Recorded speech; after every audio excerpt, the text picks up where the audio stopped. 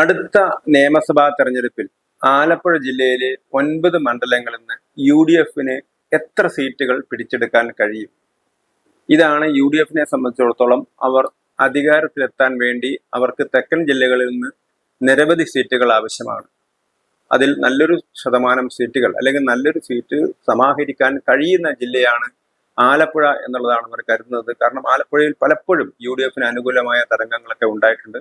പൊതുവെ ഒരു ഇടതുപക്ഷത്തിന്റെ ശക്തി കേന്ദ്രമായിട്ടാണ് ആലപ്പുഴ, കൊല്ലം ജില്ലകളൊക്കെ അറിയപ്പെടുന്നതെങ്കിലും ആലപ്പുഴയിൽ നല്ല തോതിൽ UDFന് അനുകൂലമായ തരംഗമുണ്ടാക്കാൻ പലപ്പോഴും അവർക്ക് കഴിഞ്ഞിട്ടുണ്ട്. വടക്കൻ കേരളത്തിൽ UDFന് അനുകൂലമായ ഒരു സമീപനമാണ്, പൊതുവെ ന്യൂനപക്ഷ കേന്ദ്രീകൃതമായ ഒരു തെരഞ്ഞെടുപ്പ് സംവിധാനമാണ് ഇപ്പോൾ ഉള്ളത്. അതുകൊണ്ട് തന്നെ മുസ്ലിം ന്യൂനപക്ഷത്തിന് നല്ല ശതമാനം വോട്ട് അവർക്ക് കിട്ടും. അതുകൊണ്ട് ഏതാണ്ട് ഒരു 35-38 സീറ്റുകളിലേക്ക് UDFന് വടക്കൻ ജില്ലകളിൽ സീറ്റ് കിട്ടുന്ന സമയത്ത് തെക്കൻ ജില്ലകളിൽ എത്ര സീറ്റ് കിട്ടും എന്നുള്ളതാണ് ഒരു പ്രധാനപ്പെട്ട വിഷയം. അതിൽ തന്നെ ആലപ്പുഴ 9 സീറ്റുകൾ ആലപ്പുഴയിൽ കഴിഞ്ഞവണ ഹരിപ്പാട് മാത്രമാണ്, രമേശ് ചെന്നിത്തലയുടെ സീറ്റിൽ മാത്രമാണ് UDFന് ജയിക്കാൻ കഴിഞ്ഞു. മറ്റ് സീറ്റുകളിൽ എത്രത്തോളം UDFന് മുന്നോട്ട് പോകാൻ കഴിയും എന്നുള്ളതാണ് ഒരു വിഷയം. സാധാരണഗതിയിൽ ഒരു 40 സീറ്റെങ്കിലും അവർക്ക് തെക്കൻ ജില്ലകളിൽ നിന്ന് കിട്ടിയാൽ മാത്രമേ അവർക്ക് മുന്നോട്ട് വരാൻ, അധികാരത്തിലെത്താൻ കഴിയൂ. മിനിമം ഭൂരിപക്ഷത്തിന് ആവശ്യമായ 71 സീറ്റ് കിട്ടണമെങ്കിൽ ഏതാണ്ടൊരു 36-37 സീറ്റുകൾ അവർക്ക് തെക്കൻ ജില്ലകളിൽ നിന്ന് കിട്ടണം. തെക്കൻ ജില്ലകളിലെ 67 നിയോജകമണ്ഡലങ്ങളിൽ നിന്നാണ് അവർക്ക് ഇത് കിട്ടേണ്ടത്. ഒരു പക്ഷേ എറണാകുളത്ത് 5-10 സീറ്റുകൾ സുഖമായിട്ട് അവർക്ക് ജയിക്കാൻ പറ്റും. അതേപോലെ തന്നെ കോട്ടയത്തും 4-5 സീറ്റുകൾ ജയിക്കാൻ പറ്റും. മറ്റ് സീറ്റുകൾ എങ്ങനെ കിട്ടും എന്നുള്ളതാണ് UDFനെ സംബന്ധിച്ചിടത്തോളം ഏറ്റവും ദുഷ്കരമായ ഒരു വിഷയം. കാരണം ഒരു സീറ്റുള്ള ആലപ്പുഴയിൽ എത്ര സീറ്റുകൾ വരെ വർദ്ധിപ്പിക്കാൻ പറ്റും? സാധാരണഗതിയിൽ ഭരണവിരുദ്ധ വികാരം പൊതുവെ പ്രതിപക്ഷത്തിലെ മുഖ്യകക്ഷിക്കാണ് അല്ലെങ്കിൽ മുഖ്യ മുന്നണിക്കാണ് കിട്ടാറുള്ളത്. അതുകൊണ്ട് തന്നെ ഇപ്പോൾ ഇടതുപക്ഷ മുന്നണിക്കെതിരായിട്ടുള്ള ഒരു ജനവികാരം, പൊതുവായിട്ടുള്ള ജനവികാരം, പ്രത്യേകിച്ച് ശബരിമല വിഷയത്തിലൊക്കെ ജനങ്ങൾക്കുള്ള അതൃപ്തി, അത് തങ്ങൾക്ക് അനുകൂലമാക്കാൻ കഴിയുമെന്നാണ് UDFന്റെ പ്രതീക്ഷ. പക്ഷേ കഴിഞ്ഞ നിയമസഭാ തെരഞ്ഞെടുപ്പിൽ നിന്നും വ്യത്യസ്തമായിട്ട് BJP നല്ല പ്രകടനമാണ് ആലപ്പുഴ ലോക്സഭാ മണ്ഡലത്തിൽ കാഴ്ചവെച്ചത്.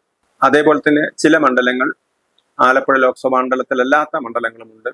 അങ്ങനെ നോക്കുന്ന സമയത്ത് ആലപ്പുഴ ലോക്സഭാ മണ്ഡലത്തിലെ BJPയുടെ പ്രകടനം അത് അവരാവർത്തിക്കുകയാണെങ്കിൽ അത് ആർക്ക് ഗുണം ചെയ്യും എന്നുള്ളതും ഒരു വിഷയമാണ്. കാരണം അത് ഇടതുപക്ഷത്തിന് അനുകൂലമായിട്ടാണോ വരിക, അത് UDFന് അനുകൂലമായിട്ടാണോ വരിക, അതോ ഒരു ജയിക്കാൻ കഴിയുന്ന രീതിയിലേക്ക് BJPക്ക് വളരാൻ കഴിയുമോ എന്നുള്ളതും ഒരു വിഷയമാണ്.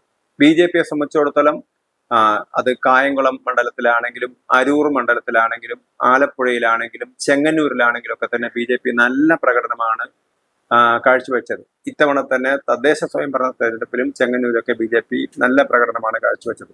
കായംകുളത്ത് ആലപ്പുഴ ലോക്സഭാ മണ്ഡലത്തിൽ BJP നേതാവ് ശോഭാ സുരേന്ദ്രന് വലിയ വോട്ട് ആണ് പിടിച്ചെടുക്കാൻ കഴിഞ്ഞത്. അതുകൊണ്ട് തന്നെ ആ ഒരു ട്രെൻഡ് അവർക്ക് നിലനിർത്താൻ പറ്റുകയാണെങ്കിൽ എന്ത് സംഭവിക്കും എന്നുള്ളതാണ്. അത് UDFനെയാണോ ബാധിക്കുക, LDFനെയാണോ ബാധിക്കുക എന്നുള്ളതാണ് വിഷയം. ഇപ്പോൾ തന്നെ ഹരിപ്പാട് സീറ്റിൽ BJP ഒരുപക്ഷെ ഒരു പ്രമുഖനായ സ്ഥാനാർത്ഥിയെ നിർത്തുകയാണെങ്കിൽ രമേശ് ചെന്നിത്തലയുടെ നിയമസഭാ പ്രവേശനം തന്നെ തടസ്സമാവും എന്നുള്ളൊരു സ്ഥിതിയുണ്ട്. കഴിഞ്ഞ തവണ K സോമനും അതിന് തൊട്ടുമുമ്പ് അശ്വിനി ദേവും അവരൊക്കെ തന്നെ BJPയുടെ പ്രാദേശിക നേതാക്കന്മാരായിരുന്നു. പക്ഷെ ഇത്തവണ ഒരു കരുത്തനായ സ്ഥാനാർത്ഥിയെ BJP നിർത്തുകയും കാര്യമായ തോതിൽ വോട്ട് സമാഹരിക്കുകയും ചെയ്തു കഴിഞ്ഞാൽ അത് ആരുടെ വോട്ടായിരിക്കും പിടിക്കുക? അങ്ങനെയാണെങ്കിൽ രമേശ് ചെന്നിത്തലയ്ക്ക് തെരഞ്ഞെടുപ്പ് ജയിക്കാൻ കഴിയുമോ എന്നുള്ള ചോദ്യചിഹ്നം പോലും ഉയർന്നു വരാം. അതേപോലെ ചില മണ്ഡലങ്ങളിൽ ഒരു പക്ഷേ വേണമെങ്കിൽ ആലപ്പുഴയിലൊക്കെ കോൺഗ്രസിന് ജയിക്കാനുള്ള സാധ്യതയുണ്ട്. പക്ഷെ മൊത്തത്തിൽ നോക്കുന്ന സമയത്ത് 2-3 സീറ്റിൽ ആലപ്പുഴ ജില്ലയിൽ കോൺഗ്രസ് ഒതുങ്ങാനാണ് സാധ്യത. കാരണം കഴിഞ്ഞ നിയമസഭാ തെരഞ്ഞെടുപ്പിനൊക്കെ നല്ല ഭൂരിപക്ഷമാണ് പല മണ്ഡലങ്ങളിലും LDFന് ലഭിച്ചത്.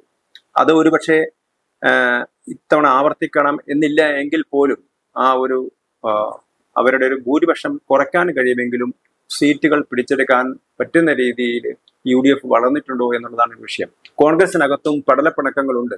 ഒന്ന്, ശക്തമായ ഭരണവിരുദ്ധ വികാരത്തെ പൂർണ്ണമായിട്ടും ഉപയോഗപ്പെടുത്തുന്ന രീതിയിൽ കോൺഗ്രസിന് കഴിയില്ല എന്നുള്ളൊരു സംശയം വരാനുള്ള ഒരു കാരണം കോൺഗ്രസിന്റെ സംഘടനാ സംവിധാനത്തിനകത്ത് ഇപ്പൊ നിലവിലുള്ള പല ഭാരവാഹികളെയും മാറ്റി KC വേണുഗോപാൽ ആഴത്തിലൊരു നിയന്ത്രണം ഏറ്റെടുക്കുന്നു എന്നുള്ളതാണ് ഒരു കാര്യം. രണ്ട് പ്രമുഖ നേതാക്കൾ, അത് രമേശ് ചെന്നിത്തലയാണെങ്കിലും KC വേണുഗോപാൽ കണ്ണൂർക്കാരനാണെങ്കിലും അദ്ദേഹം ആലപ്പുഴയിൽ നിന്നാണ് ലോക്സഭയിലേക്ക് ജയിച്ചത്. ആലപ്പുഴയായിരുന്നു അദ്ദേഹത്തിന്റെ തട്ടകം. അപ്പം ആലപ്പുഴ തട്ടകമായിട്ടുള്ള KC വേണുഗോപാൽ, ആലപ്പുഴ തന്നെ തട്ടകമായിട്ടുള്ള രമേശ് ചെന്നിത്തലയും തമ്മിലൊരു തർക്കം നടക്കുകയാണ്. അപ്പൊ KC വേണുഗോപാലിന്റെ പല ആളുകളും സ്ഥാനങ്ങളൊക്കെ പിടിച്ചു പറ്റുന്നു എന്നുള്ളൊരു ആരോപണം, അല്ലെങ്കിൽ ഒരു നിരാശ, അല്ലെങ്കിൽ ഒരു പ്രതിഷേധം മറ്റു പല കോൺഗ്രസ് പ്രവർത്തകരൊക്കെ ഉണ്ട്. അതുകൊണ്ട് തന്നെ തെരഞ്ഞെടുപ്പിൽ അത് ബാധിക്കുമോ എന്നുള്ളൊരു വിഷയമുണ്ട്. ഇപ്പൊ തന്നെ വ്യക്തമായിട്ട് ഭൂരിപക്ഷത്തിന് വലിയ വ്യത്യാസമില്ലാത്ത നിരവധി മണ്ഡലങ്ങൾ ആലപ്പുഴ ജില്ലയിലുണ്ട്. അതൊക്കെ എളുപ്പത്തിൽ തന്നെ അവർക്ക് തിരിച്ചു പിടിക്കാൻ കഴിയുമായിരുന്നു. പക്ഷെ അതിനൊക്കെ തടസ്സമായി നിൽക്കുന്നത് കോൺഗ്രസിനകത്തുള്ള പടലപ്പിണക്കമാണ്. ഇപ്പൊ കായംകുളം പൊതുവെ ഒരു UDF മണ്ഡലമായിട്ടാണ് കണക്കാക്കപ്പെടുന്നത്. കഴിഞ്ഞ തവണ പ്രതിഭ ജയിച്ചത് 6298 വോട്ടിന് മാത്രമാണ്. അപ്പൊ വേണമെങ്കിൽ UDFന് തിരിച്ചു പിടിക്കാവുന്ന ഒരു സീറ്റാണ് കായംകുളം. പക്ഷേ അവിടെയും BJPയുടെ വോട്ട് 11,000 ആയിരുന്നു കഴിഞ്ഞ നിയമസഭാ തെരഞ്ഞെടുപ്പിൽ. പക്ഷെ ലോക്സഭാ തെരഞ്ഞെടുപ്പിൽ BJP വലിയ കുതിച്ചു കയറ്റമാണ് നടത്തിയത്. അതുകൊണ്ട് BJP പിടിക്കുന്ന വോട്ടിനെ അനുസരിച്ചിരിക്കും UDFന്റെയും LDFന്റെയും ജയസാധ്യത. ഒരു പക്ഷേ UDFന് തിരിച്ചു പിടിക്കാൻ കഴിയുന്ന ഒരു മണ്ഡലമാണ് കായംകുളം എന്ന് നമുക്ക് പറയാൻ കഴിയും. അതേപോലെ തന്നെ അമ്പലപ്പുഴയിൽ 11,000 വോട്ടിന്റെ ഭൂരിപക്ഷം മാത്രമാണ് ഉണ്ടായിരുന്നത്. ആ സീറ്റും വേണമെങ്കിൽ UDFന് തിരിച്ചു പിടിക്കാൻ കഴിയുന്നതാണ്. അതേപോലെ തന്നെ രമേശ് ചെന്നിത്തലയുടെ ഭൂരിപക്ഷം വർദ്ധിപ്പിക്കുമെന്നാണ് അവർ പറയുന്നതെങ്കിലും രമേശ് ചെന്നിത്തലയുടെ കാര്യത്തിലും അവിടെ BJP ഒരു പ്രമുഖ സ്ഥാനാർത്ഥിയെ നിർത്തുകയാണെങ്കിൽ കാര്യങ്ങളൊക്കെ മാറി മറിയും. കുട്ടനാടും അതുപോലെ തന്നെ LDF ആണ് ജയിച്ചതെങ്കിലും UDFന് നല്ല സ്വാധീനമുള്ള മണ്ഡലമാണ്. കഴിഞ്ഞ തവണയും 5,000 വോട്ടിന്റെ ലീഡ് മാത്രമാണ് ഉണ്ടായിരുന്നത്. വേണമെങ്കിൽ UDFന് അത് മറികടക്കാൻ കഴിയും. അപ്പൊ അങ്ങനെ നോക്കുന്ന സമയത്ത് മറ്റ് ചില മണ്ഡലം, ഇപ്പൊ മാവേലിക്കരയാണെങ്കിലും ചെങ്ങന്നൂരാണെങ്കിലും ഒരു പരിധിവരെ ചേർത്തിലേക്ക് തന്നെ സാമാന്യം നല്ല ഭൂരിപക്ഷമുള്ള മണ്ഡലങ്ങളാണ്. പക്ഷേ UDFന് വിചാരിച്ചാൽ ഒരു സീറ്റിൽ നിന്ന് വേണമെങ്കിൽ അവർക്ക് 4 സീറ്റിലേക്ക് 5 സീറ്റിലേക്ക് എത്താൻ കഴിയും. അങ്ങനെ കഴിയുകയാണെങ്കിൽ കേരളത്തിൽ അവർക്ക് ഭരണം പിടിച്ചെടുക്കാൻ കഴിയും. കേരളത്തിൽ UDFന് ഭരണം പിടിച്ചെടുക്കാൻ വേണ്ട സീറ്റുകൾ തങ്ങളുടേതായ പങ്ക് ആലപ്പുഴയ്ക്ക് വഹിക്കാൻ കഴിയുമോ എന്നുള്ളതാണ് ഒരു പ്രധാനപ്പെട്ട ചോദ്യചിഹ്നം.